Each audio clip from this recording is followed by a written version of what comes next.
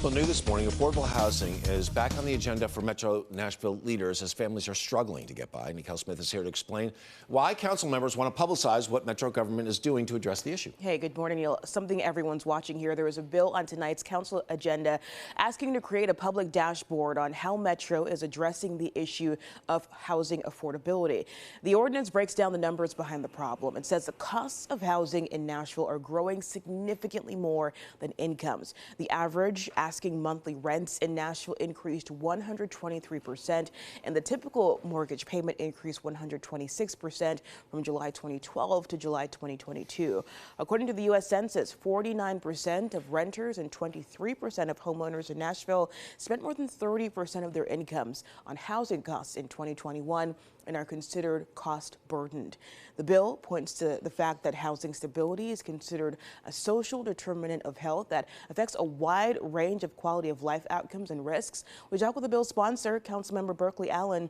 She says Metro is taking steps to address affordable housing, and this is a way for residents to track that.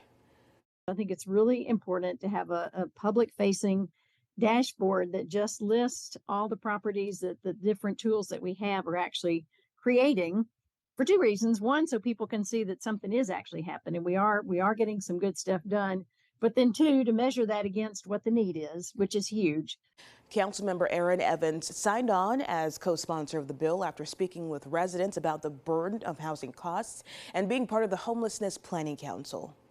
Looking at how we're allocating the $25 million in funding to provide kind of that interim gap funding for developers who are trying to build housing that we can pull people in coordinated entry to get into, so people that were experiencing homelessness, and seeing how complicated those funding streams are. It really makes me understand more about what the city is facing when it comes to building housing that is going to be within people's means.